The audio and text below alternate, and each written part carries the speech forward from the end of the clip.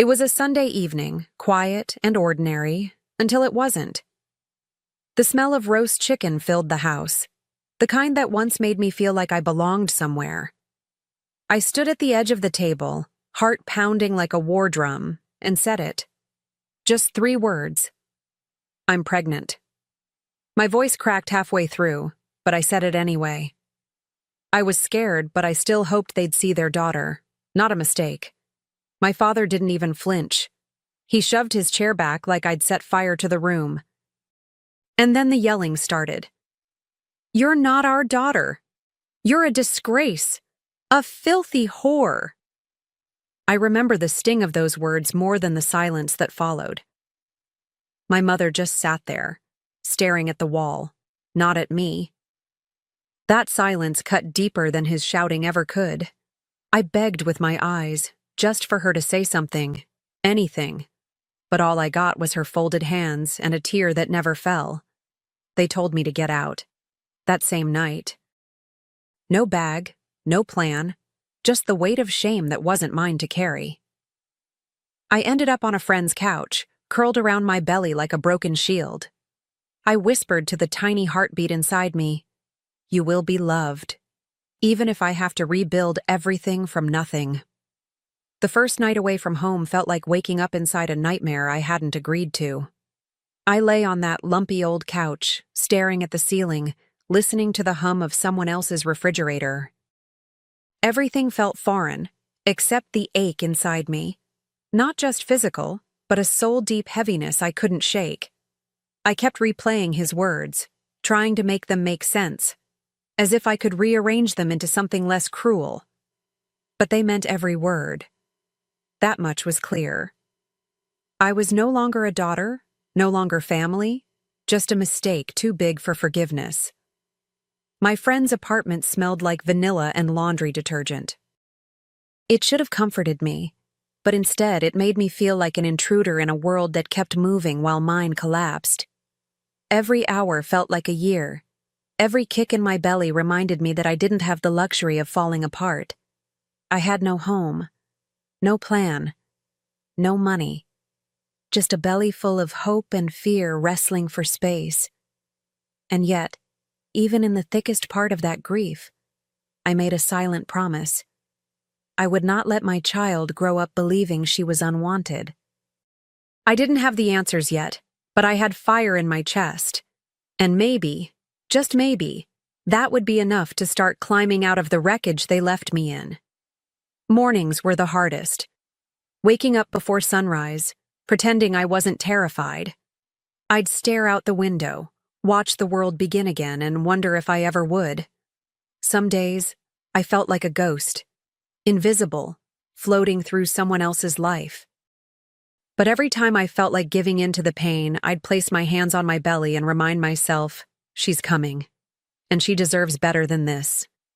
She deserves everything they refuse to give me. I started making lists. Not of dreams, not yet, but of necessities. A job, a roof, a doctor who wouldn't judge me. I walked into every corner store, every diner, every hole-in-the-wall office asking for work. Sometimes they said no before I even spoke. Sometimes they looked at my stomach like it was a ticking bomb. But one manager at a laundromat said yes, part-time, cash only. It wasn't much, but it was something. I worked days, napped in stolen pockets of time, and cried when no one was looking. I learned how to stretch $10 for a week, how to fake a smile so people wouldn't ask questions. But most of all, I learned how strong desperation can make you. I was still hurting, still bleeding from wounds no one could see. But I was moving. And with every tired step forward, I knew I was walking toward something better. The day Emma was born, the world finally felt still. After months of noise, judgment, fear, exhaustion, there was this sudden, breathtaking silence. I held her against my chest, and everything faded. The shame, the loneliness, even my parents' words. She blinked up at me with eyes too wise for a newborn, like she already knew the battles we'd fought just to meet. And I remember thinking, this is the beginning. not the end they tried to force on me. We went home, or rather, back to that borrowed room, with a bag of secondhand baby clothes and a heart full of promises. I didn't have a crib, so I used a laundry basket lined with blankets. She didn't seem to mind. Every cry, every diaper change, every 2 a.m. feeding, I answered like it was my sacred duty. I wasn't just raising a child, I was rebuilding myself. One bottle, one lullaby, one sleepless night at a time. During the day, I worked jobs no one else wanted, cleaning offices, stocking shelves, watching other people's children. At night, I studied with one hand and held Emma with the other. I couldn't afford college back then, but I found online classes and community programs. I scraped together every ounce of energy I had. There were days I barely ate, just made sure she did. I was exhausted. But for the first time in my life, I wasn't lost. I had purpose. Years passed in quiet hustle. Emma learned her first words in a thrift store high chair while I filled out job applications on a borrowed laptop. I remember her tiny voice saying "mama" for the first time, and how that word stitched up something broken in me. I still worked nights, still studied between laundry cycles and lullabies. Slowly, painfully, I chipped away at the mountain in front of me. One day, I finally got my GED. I sobbed in the parking lot like I'd won a war. With that paper in hand, doors I thought were bolted shut began to crack open. I enrolled in community college, pushed through every assignment with coffee and stubborn hope. Emma was my study partner, coloring while I read textbooks out loud to her. We made a game out of flashcards. She'd giggle every time I got one wrong, and I swear, her laughter kept me sane. I wasn't just building a future. I was showing her how to fight for one. By the time I graduated, I felt like I had climbed Everest barefoot. I didn't walk across that stage. I soared. And Emma, now 7, stood in the front row clapping like I was a rock star. I took that degree and turned it into a small business. Something mine. Something earned. I opened a little wellness studio downtown. Nothing fancy, just clean floors, calming music, and walls lined with hard-won hope. For the first time, we weren't just surviving. We were living. Somewhere along the way, love found me. Not the kind I used to dream about. No grand gestures, no whirlwind romance. Just quiet, steady kindness. Daniel walked into my life like sunlight through a window I didn't know I'd left open. He never tried to fix me. He just listened. He made dinner when I was too tired to stand. He laughed with Emma like she was already his. And before I knew it, we were a family. One I chose, not one I survived. We got married in our backyard, under strings of borrowed lights and a sky full of stars. Emma was our flower girl, tossing petals like confetti dreams. There were no fancy dresses, no photographers, just laughter, music, and love so honest it felt sacred. I looked around at that little gathering and realized, this is the home I always needed. A place where no one walks out when things get hard. A place where mistakes aren't punishable by exile. I decorated our home with things that told stories, hand-painted frames, secondhand books, Emma's drawings. Our kitchen always smelled like cinnamon and coffee. We had slow Sundays and noisy breakfasts and hugs for no reason. I'd catch myself staring at it all sometimes, overwhelmed by the quiet beauty of what we'd built. They threw me away like I was nothing. But brick by brick, I created a life no shame could touch. The call came on a Tuesday afternoon, the kind of day where nothing feels urgent. I was folding laundry, humming to myself, Emma's school shoes drying by the door. The number was unfamiliar, and for a second I almost let it ring. But something made me answer. Maybe intuition, maybe habit, maybe fate reaching through the cracks of my carefully built peace. The voice on the other end made my blood run cold. Anna. It's Dad. Just like that. No apology, no hesitation. Just his voice, aged and brittle, like time had finally humbled him. He said he was sick, that they were in trouble, that the bills were stacking higher than their pride. I didn't say anything at first. I just stood there, staring at a pair of tiny socks in my hands, feeling like I'd fallen through the floor. The same man who once called me a whore, now calling me daughter again? He begged, not loudly, but with the quiet desperation of someone drowning. "We're going to lose the house," he said. "Your mother's scared. I'm scared." I listened, heart pounding, eyes locked on the photo of Emma on the fridge. My daughter. My reason. My proof that love could be louder than shame. And when he whispered, "You're still our daughter," something inside me split in two. I took a breath, then said, "Now I'm your daughter? Interesting." He kept talking, throwing out memories like lifelines. "Remember your 5th birthday? The cake your mom made from scratch? The pink bicycle?" As if a few childhood snapshots could erase the night they shoved me into the cold with nothing but shame. I let him speak. I let him drown in his own words. But I didn't offer a rope. Because part of me needed to hear it. Needed him to say out loud what he had done in silence for years. He mentioned doctors, medications, mortgage notices. I could hear his breath catching, like pride was still clinging to his throat. For a man who once screamed that I wasn't his daughter, he was suddenly very fluent in the language of family. I stood there, arms crossed, letting the silence press down on him like the weight of everything he never said when I needed him. He asked, "Can we talk in person?" I didn't answer right away. My heart was warring with itself. And then I thought of Emma. Of what I'd tell her if she were in my shoes one day. I didn't owe them kindness, but I owed myself closure. "Fine," I said. Just that.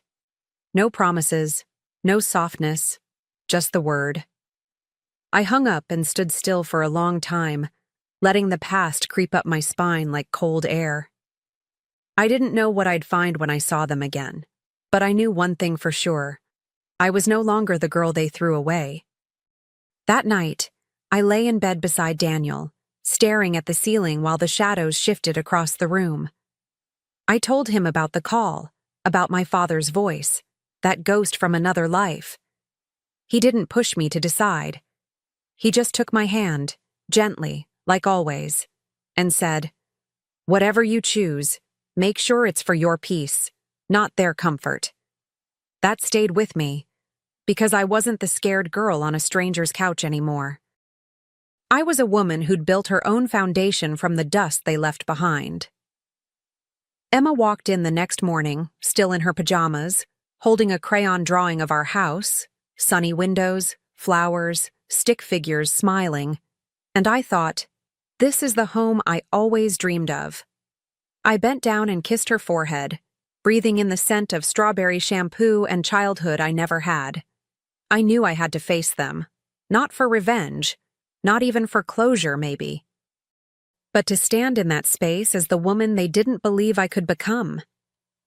So I told Daniel I'd go, just one visit, just to see. I wasn't sure what I wanted out of it, an apology, an explanation, maybe nothing at all, but part of me needed to witness their unraveling, if only to remember how far I'd come. I packed light, but my heart felt heavy. This wasn't a reunion. This was a reckoning. And I didn't know what I'd find when I walked through that old front door. The driveway looked smaller than I remembered. The weeds had claimed the edges, curling around the cracked concrete like fingers pulling everything back down. The porch steps groaned under my weight, or maybe under the weight of everything unsaid. I stood at the door for a full minute before knocking. My hand hovered, my breath caught. Then I knocked once, twice. Sharp and certain. The door creaked open before I could knock a third time. My mother stood there, older than I expected, thinner. Tired.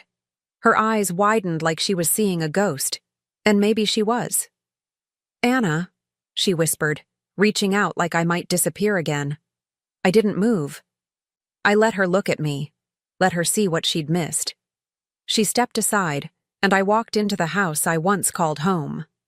It smelled like dust and boiled cabbage, with a faint trace of antiseptic, the scent of fading things. The living room was dim. The furniture sagged. The curtains hadn't changed. And there, in a worn recliner, sat my father, sunken, pale, oxygen tube at his nose. He looked up at me like I was salvation, not the daughter he disowned. "Anna," he rasped. "Thank God." I didn't speak. I took it all in. The silence, the walls, the ghosts. This house, once filled with rules and shame, now sat hollow in front of me. And still, they wanted something. My mother gestured toward the couch, like this was some ordinary visit, like we might sip tea and talk about the weather. I didn't sit. I stayed standing, tall, calm, unshakable. My father's voice broke the awkward pause. "We've made mistakes," he said, coughing between syllables. "But we're still family. Blood is blood, Anna." I looked at him, really looked. The man who once kicked me out, now drowning in his own regrets, and yet, somehow, still expecting grace. "Do you remember what you said to me that night?" I asked, my voice low, steady. "Because I do. Every single word." My mother finally spoke, barely above a whisper. "We didn't know what to do. We were ashamed." I turned to her, and my words came sharper than I intended. "You were ashamed of me. Not for me." Her lip trembled, but I felt no satisfaction in that. Just confirmation of how alone I truly had been. He tried to reach for my hand, the same one he wouldn't even let back in the house 19 years ago. I pulled it away before he touched me. "You said I wasn't your daughter, and I believed you. I buried the girl who begged for your love that night. Their tears came then, but they weren't mine to carry. I had cried enough for all of us. I stared at the people who should have protected me and felt nothing.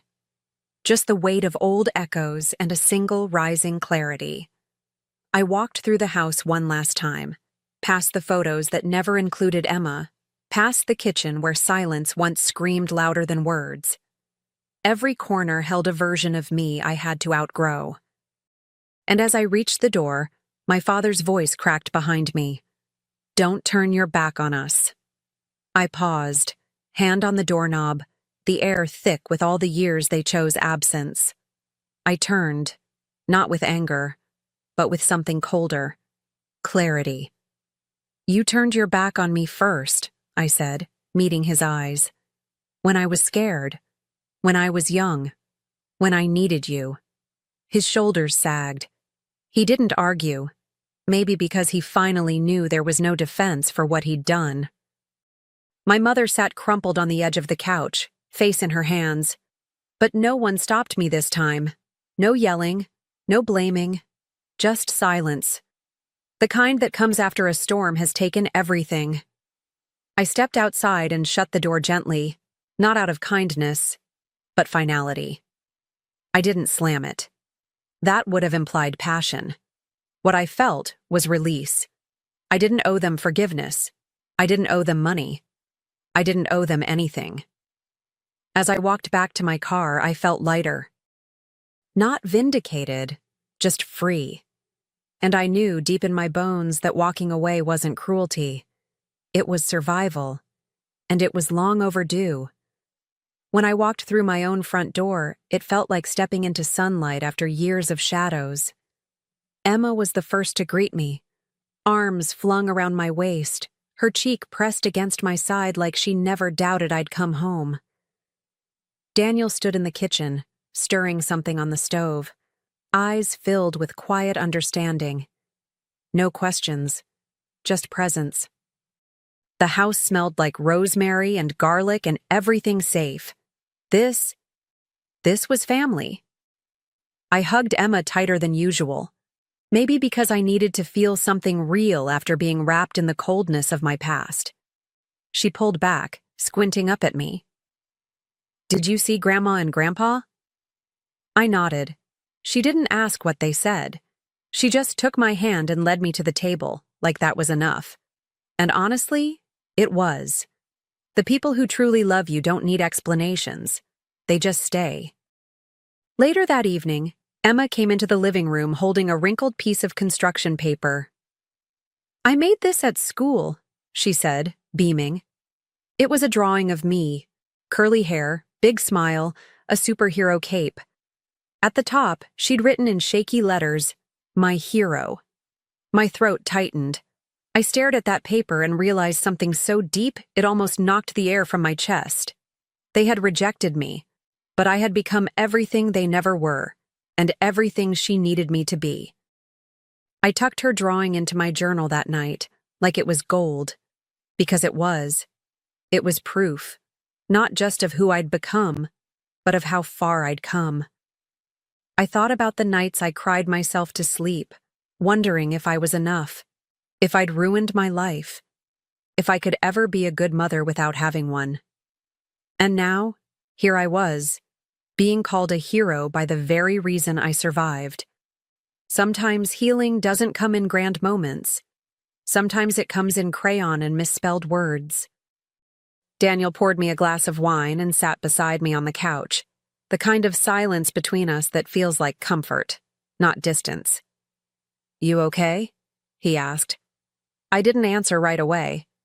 I just looked around at the home we'd built, the soft lighting, the laughter upstairs, the smell of cookies cooling on the counter.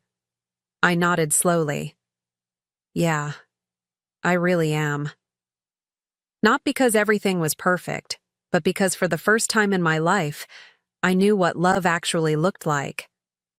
We talked late into the night, the way we do when the world feels gentle. I told him I didn't give them a cent. He just nodded. He understood. "You gave them something more powerful," he said. "Your absence." That stuck with me.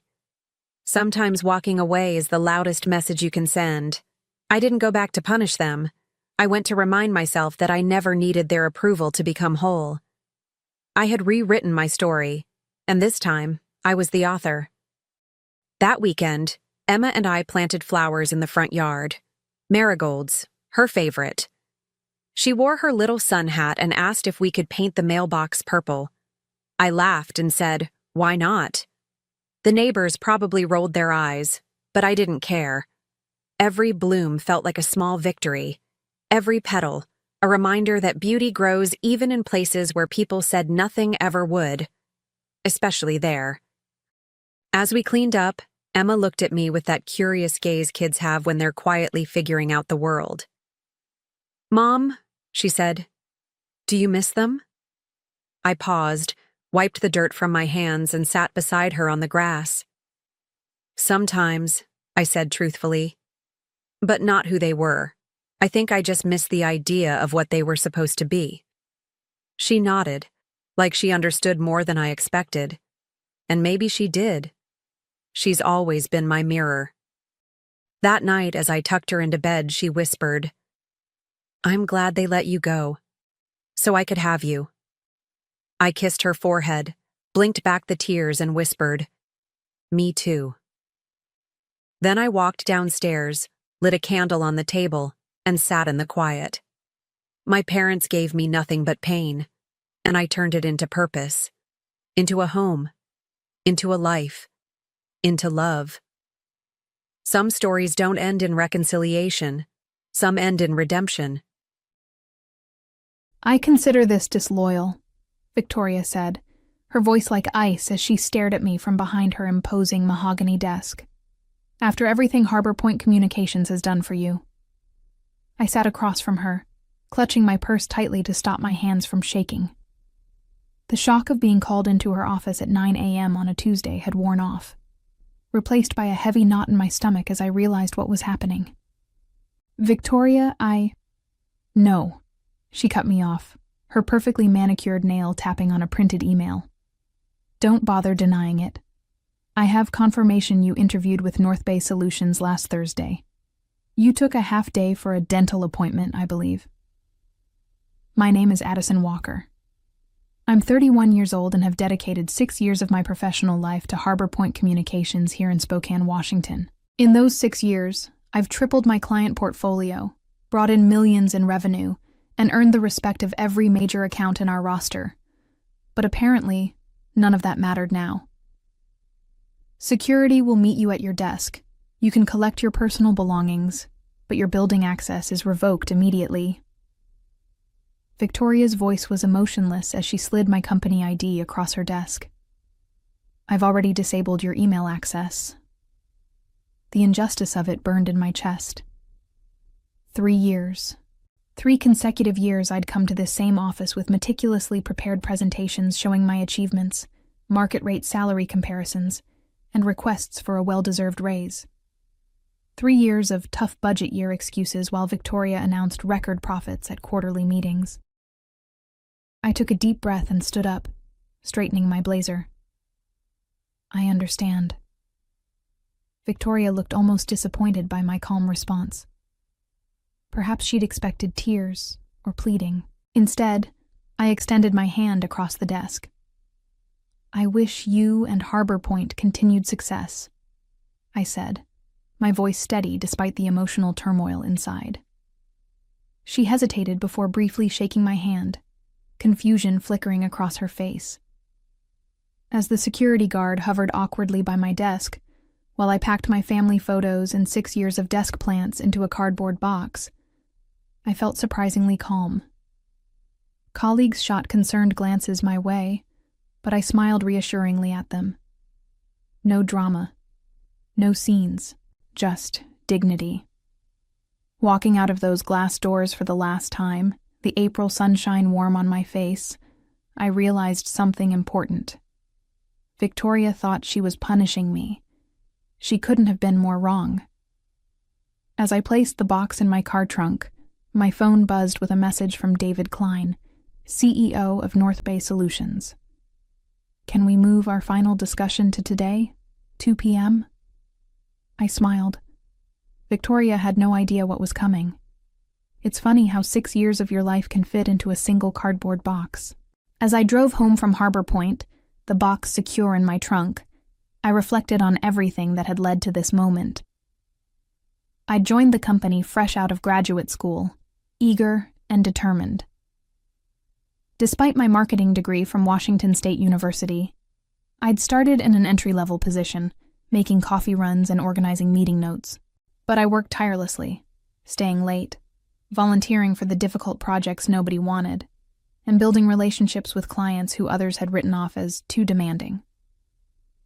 Within 2 years, I was handling our mid-tier accounts. By year 4, I'd been entrusted with North Bay Solutions, our largest client, worth nearly 30% of Harbor Point's annual revenue. David Klein, North Bay's CEO, specifically requested me as their account manager after I'd stepped in during a crisis when their previous representative dropped the ball. You're the only one who seems to understand what we need before we even ask, he'd told me.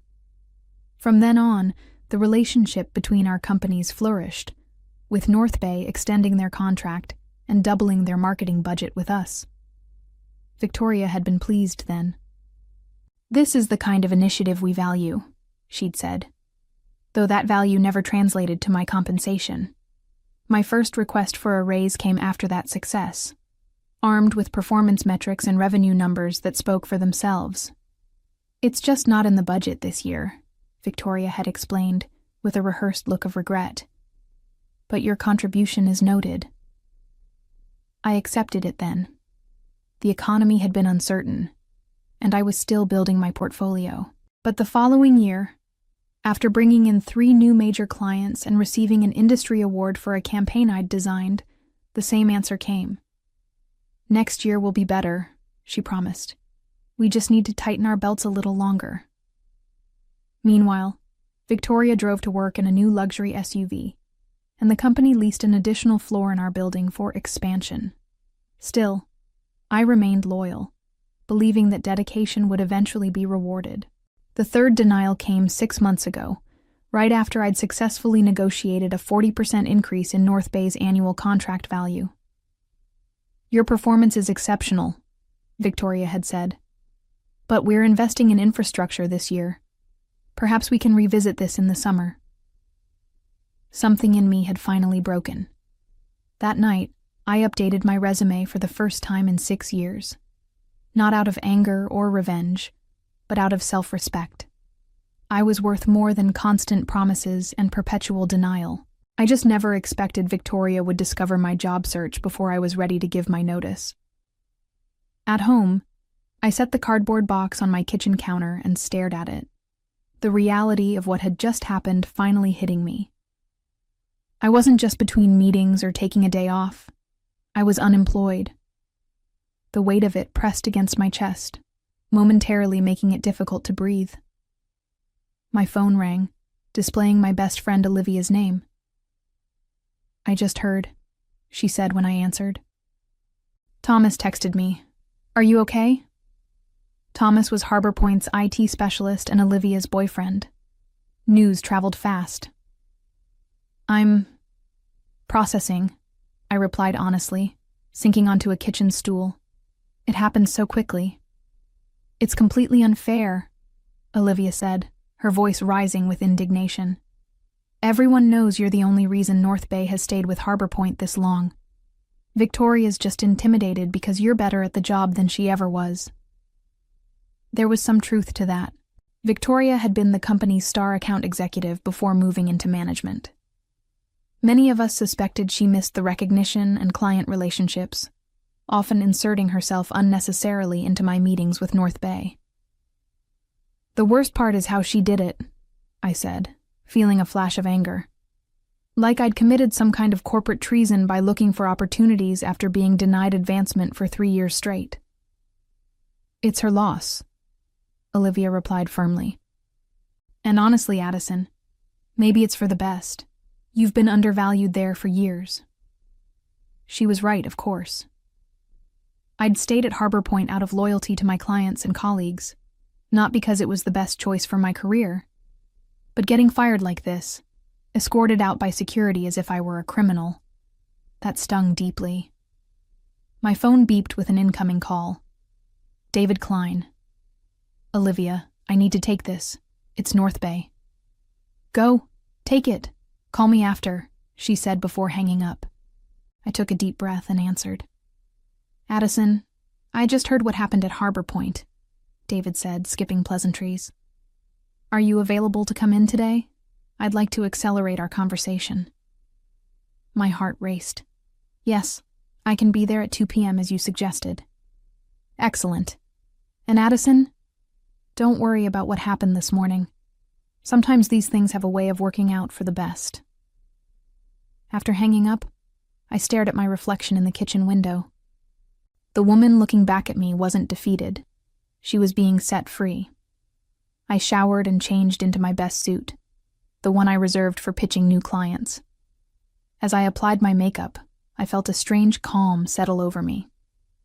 Victoria thought she had punished me by firing me so abruptly, but perhaps she had done me a favor.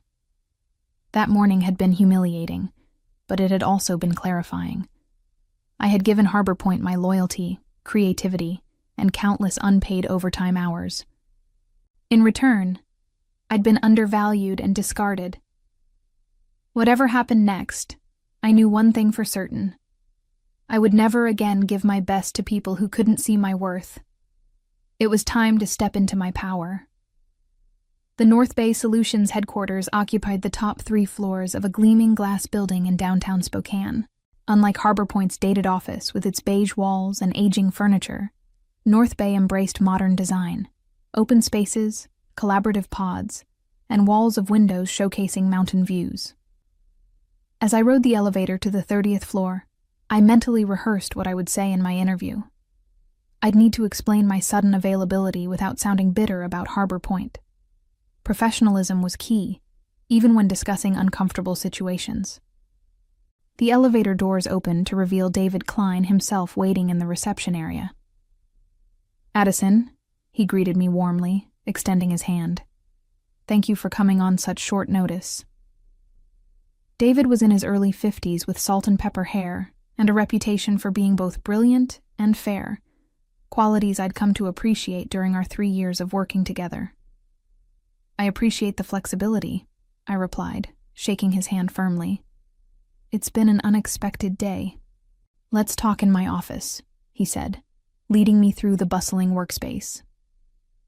Several North Bay employees I knew from our account work waved or nodded as we passed. David's corner office was modest compared to Victoria's showpiece, but infinitely more welcoming with comfortable seating arranged for conversation rather than intimidation. Coffee? He offered. Please. Once we were settled with steaming mugs, David got straight to the point. I received a call from Victoria Sanders this morning, he began. She informed me that you would no longer be handling the North Bay account and that she would personally oversee our business until a replacement was assigned. I nodded, keeping my expression neutral despite the small flare of anger. Of course, Victoria would try to retain their biggest client herself.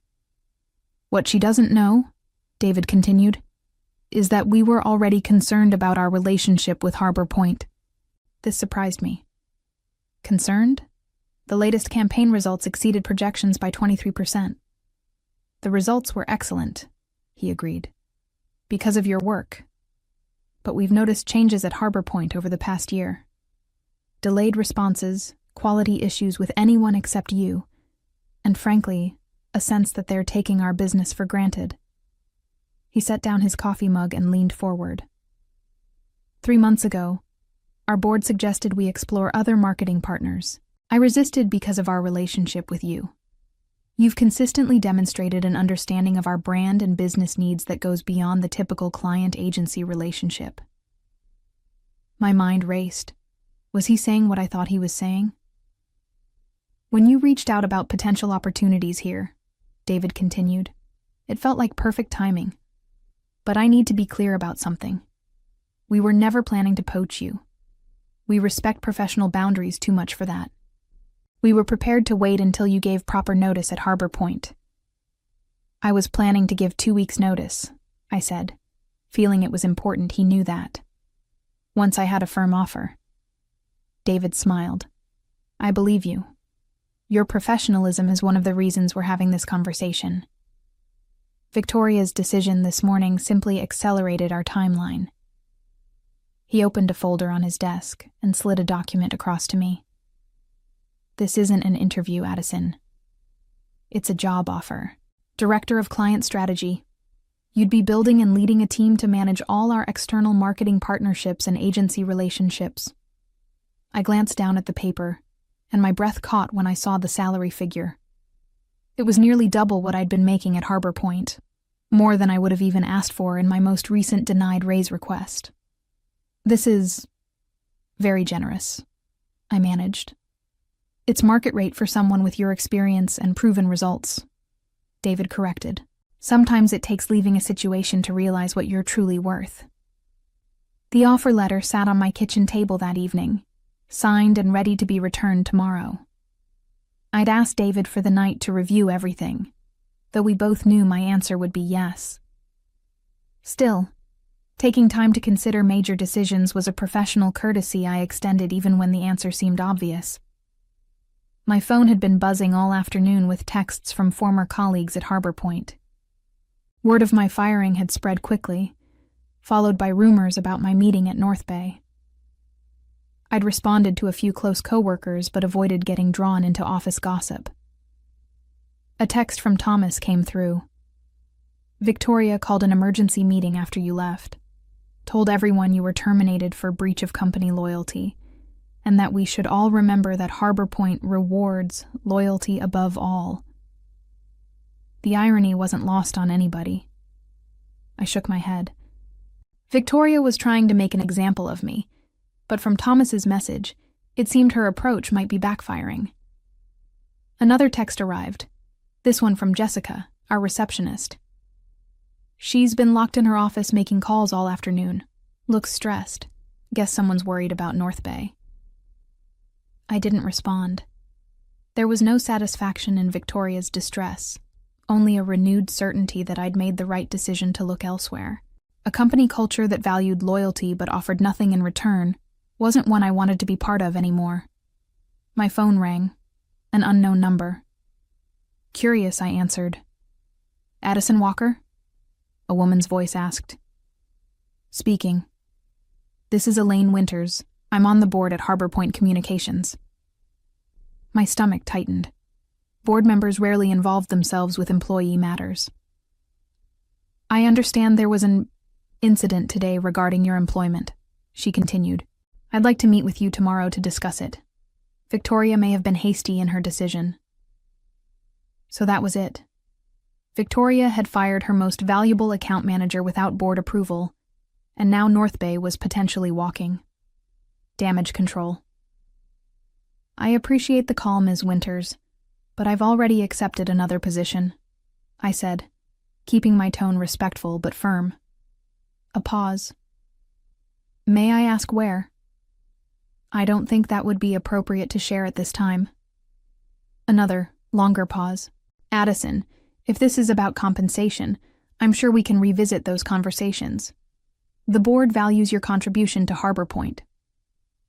The irony was almost painful. 3 years of documented rejected requests for appropriate compensation. And now, suddenly, the board valued my contribution. "It's not just about compensation," I replied honestly. "It's about respect and recognizing employee worth before they have one foot out the door." "Perhaps we should discuss this in person," she pressed. "Tomorrow morning?" I thought about it. While I had no intention of returning to Harbor Point, there was something to be said for professional closure. "I can meet at 9 a.m., I agreed. "But to be clear, I've signed an employment contract elsewhere. I'm not coming to negotiate a return." "Understood," Elaine said, though her tone suggested she didn't believe me. "I'll see you tomorrow at our offices." After hanging up, I poured myself a glass of wine and stepped onto my apartment balcony. The spring evening was cool, but pleasant, the city lights beginning to twinkle as dusk settled. Tomorrow would bring a conversation I hadn't anticipated having, but perhaps it was necessary. A chance to articulate what had gone wrong at Harbor Point, not just for my own closure, but as feedback that might benefit those who remained. My phone buzzed with an email notification from David Klein, subject line, "Welcome to the team." Whatever happened tomorrow, I knew one thing for certain. I wasn't looking back. The Harbor Point reception area felt strange to enter as a visitor. Jessica's eyes widened when she saw me, her professional smile faltering. "Addison? You're here for the meeting with Ms. Winters?" "That's right," I confirmed, signing the visitor log. Another surreal moment. "I'll let her know you've arrived," Jessica said, then lowered her voice. "For what it's worth, everyone's talking about how wrong this was. You were the best of us." Her words warmed me. "Thank you, Jessica." The elevator ride to the conference room gave me a moment to center myself.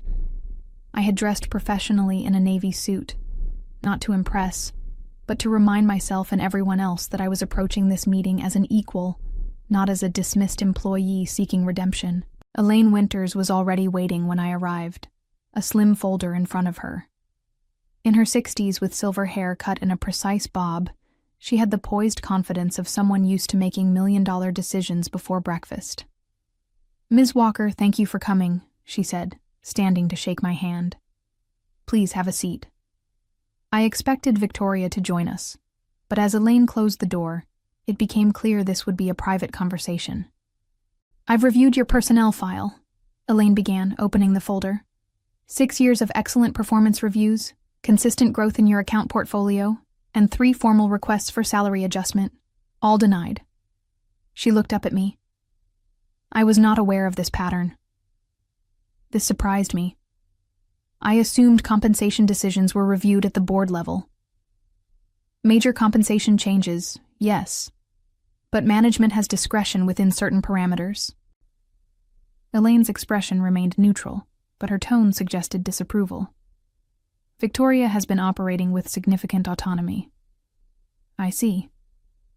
What I don't see, she continued, is documentation justifying your termination yesterday.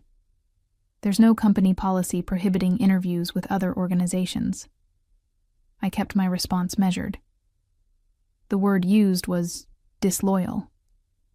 Elaine's eyebrow arched slightly. An interesting choice, given the circumstances. She closed the folder. Ms. Walker, I'll be direct. The board would like to offer you reinstatement with the adjusted compensation you requested in your last review, plus a 10% increase and the title of Senior Account Director. The offer was better than anything Victoria had been willing to consider, but it came 3 years and one humiliating dismissal too late. That's a generous offer, I acknowledged, but as I mentioned on the phone, I've already accepted a position elsewhere. At North Bay Solutions, Elaine stated, not asking. I didn't confirm or deny, maintaining professional boundaries. My new role begins Monday. Elaine studied me for a moment. Victoria is concerned North Bay may reconsider their relationship with Harbor Point given your departure. And there it was, the real reason for this meeting. Not concern for how I'd been treated, but fear of losing a major client. That would be a question for North Bay, I replied carefully. Indeed, Elaine nodded, seeming to appreciate my discretion. One last question, if I may. What could Harbor Point have done differently to retain you? The question was unexpected but welcome. I took a moment to consider my response. Recognize my value before I had to look elsewhere to find it, I said simply. Loyalty works both ways, Ms. Winters. Harbor Point expected unwavering commitment while repeatedly demonstrating I wasn't worth investing in. That creates an unsustainable imbalance. Elaine nodded thoughtfully. A fair assessment. She stood, extending her hand. Thank you for your candor. Whatever your next steps, I wish you success. Walking out of Harbor Point for the second and final time, I felt lighter than I had in years.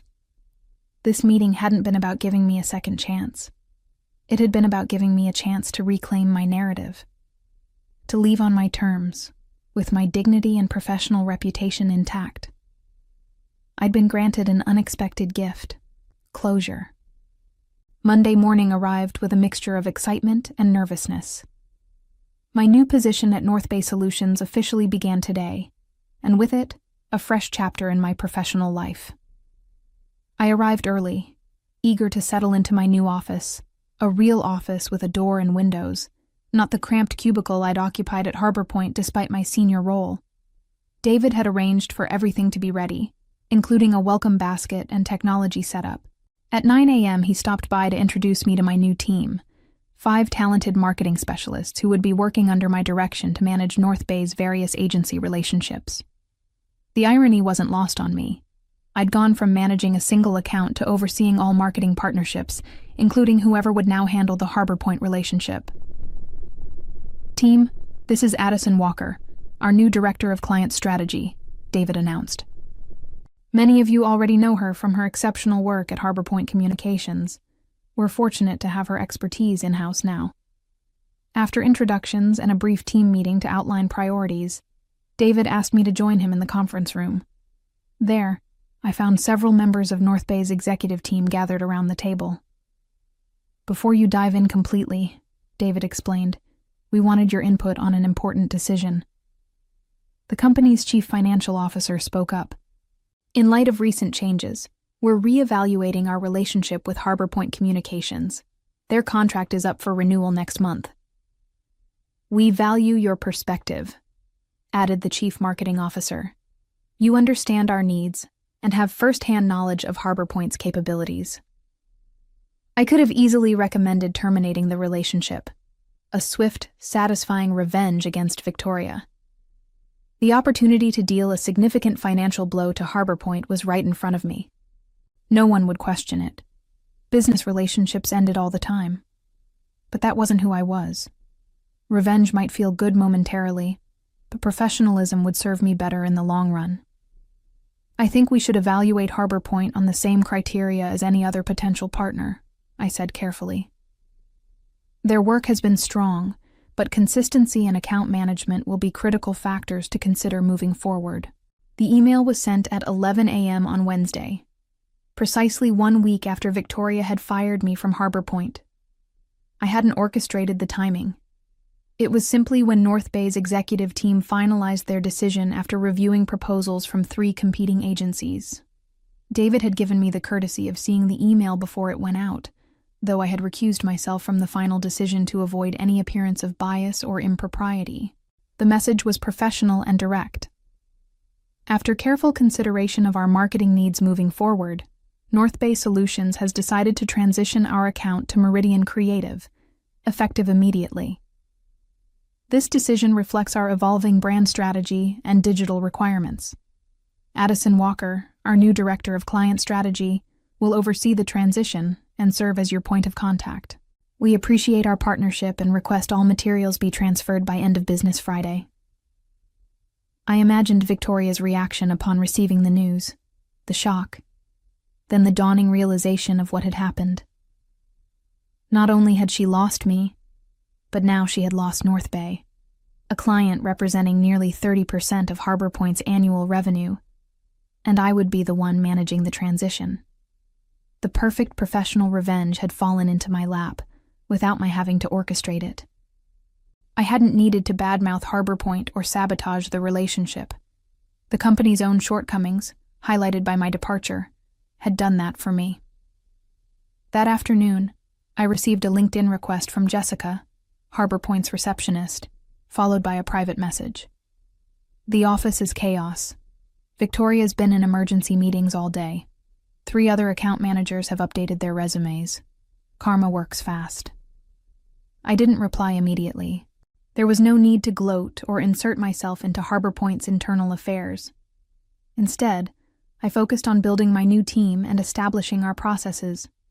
Success, after all, was the best revenge.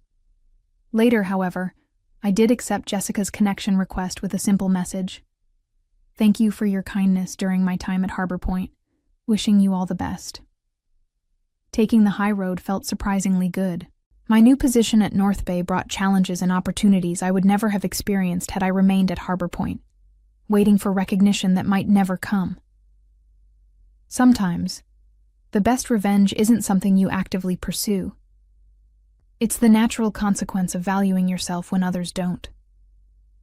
Looking back on that journey a year later, I realized that Victoria had inadvertently given me a precious gift, the push I needed to find my true worth.